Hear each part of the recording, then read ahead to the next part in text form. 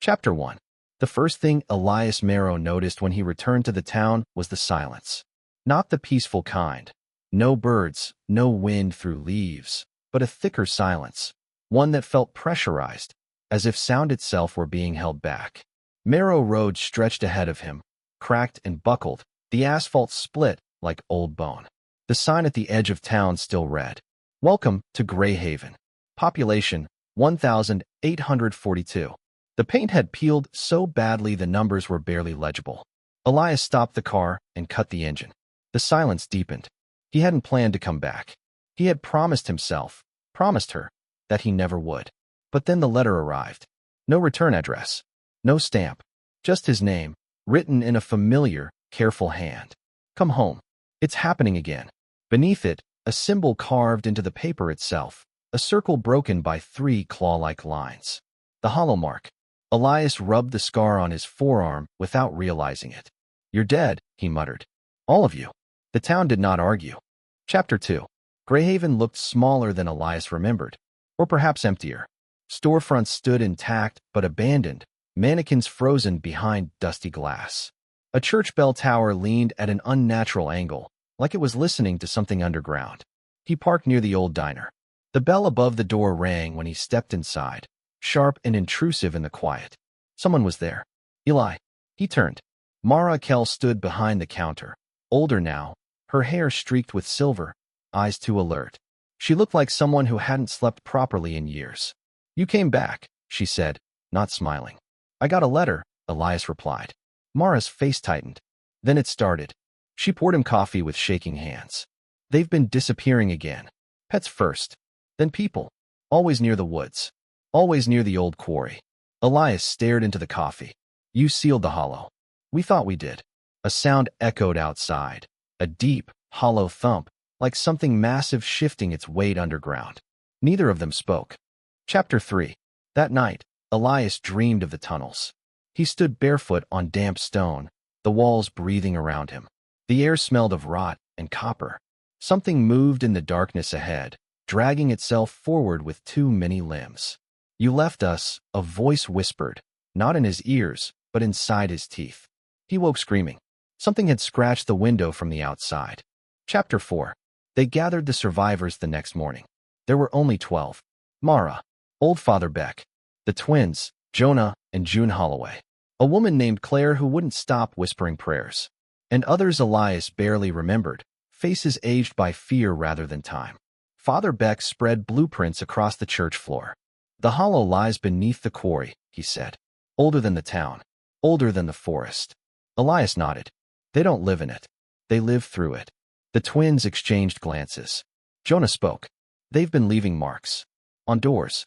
On trees. On skin. He rolled up his sleeve. 3 parallel gouges ran down his arm, still red. They're calling us back, June whispered. No, Elias said. They're hungry. Chapter 5. They went to the quarry at dusk.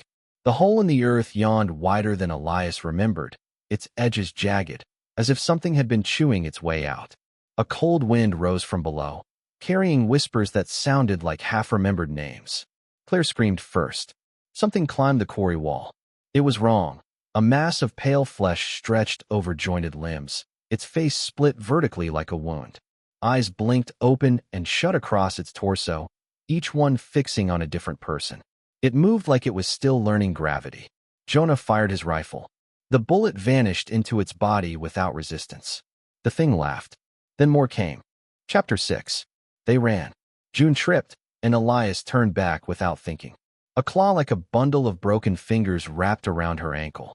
He grabbed her arms and pulled. The monster's skin felt like wet paper. It screamed when he tore June free, not in pain, but in rage. They reached the church and barricaded the doors as shadows slid across the stained glass windows. The monsters pressed their faces against the glass, deforming it, mouths opening where mouths shouldn't exist. Father Beck fell to his knees.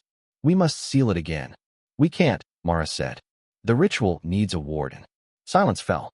Elias felt the truth settle into his bones. They marked me when I was a child, he said quietly. That's why I survived. Mara shook her head. You'll die? He smiled sadly. I already left once. Chapter 7. The tunnels beneath the quarry pulsed like a living organ. Elias descended alone, carrying the old knife, its blade etched with symbols meant to bind rather than cut. The walls whispered memories at him, his mother's voice, his childhood laughter, the scream that had driven him away. The hollow opened before him, a vast cavity filled with writhing shapes, fused bodies, things still forming. At its center stood the heart, a towering, root-like mass of flesh and stone, beating slowly, each pulse birthing new monsters. "You cannot seal what wants to be born," the heart said, speaking through 100 mouths. Elias stepped forward and pressed the blade to his palm. "I can," he replied. "I belong to you." He carved the hollow mark into his flesh and plunged his hand into the heart. Chapter 8. The town heard the scream, not Elias's, but something ancient and furious. The ground shook. The quarry collapsed inward, swallowing the tunnels, the monsters, the heart itself. The forest went still. Greyhaven survived, but Elias Marrow did not return. Chapter 9. Years later, the town sign was replaced. "Welcome to Greyhaven. Population 1,129. Mara sometimes walks past the quarry at night. She swears she hears a heartbeat beneath the earth, slower now, restrained. And sometimes, when the moon is thin and the silence grows heavy, she sees a figure standing at the tree line, watching, waiting, marked. The end."